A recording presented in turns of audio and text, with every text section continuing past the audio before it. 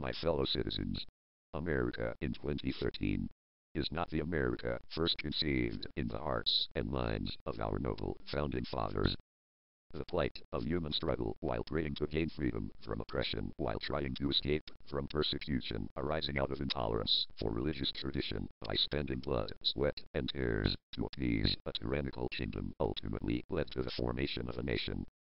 There can be no greater example in the history of humankind that can so eloquently attest to the importance of liberty, dignity, and the deep-seated desire to remain free from bondage. To what can we attribute the successes taking our forefathers out of the tribulation of Europe into the dreams of a better world in the year 1776? Did those brave souls in the past not sacrifice their very fortunes and voluntarily risk everything they had on the battlefield to enable a multitude of like-minded fathers, mothers, and children to follow step by step across this undeveloped land where Judeo-Christian principles became the foundation of the United States of America?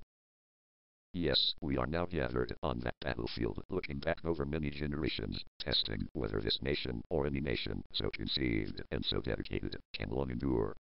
Are we about to witness another civil war exploding out of the fire-hot aftermath of corruption, to be described in the future as an equivalent to the fall of Jericho, Nineveh, Persia, the Holy Roman Empire, or the former British superpower? Has this great republic, this great experiment in governance, become laden with evil systems only to threaten the survival of its people in these days, because political power players are using Barack Obama to be their Genghis Khan, bringing down America for the purpose of establishing the New World Order? It has become very clear to patriots with open eyes in this age of brother against brother. There is no Abraham Lincoln to control the DC Beast.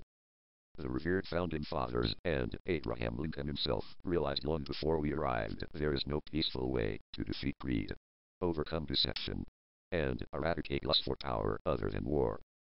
Mentally deficient men have kept their immorality hidden deep within evil hearts, and now we are on the brink of another uncivilized revolutionary war to deliver ourselves from aggressive imbeciles.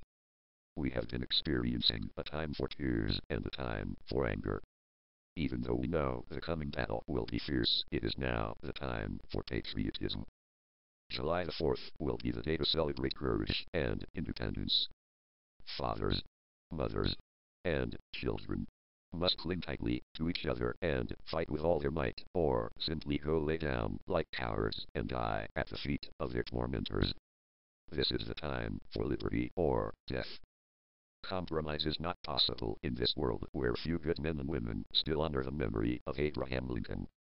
We admire him for his stand against slavery. We honor Abraham Lincoln for his dedication to duty and trust in God. Yes, death is worse than slavery, but living as a slave under a heartless taskmaster would be more cruel than anything any freedom-loving person should be forced to endure. It is, therefore, necessary for patriots to move forward one day at a time until freedom from tyranny has been re-established. We must be strong together during this do-or-die time in America. Let every God-fearing soldier stand strong against the enemy. J-I-G-R-O-P. So be it.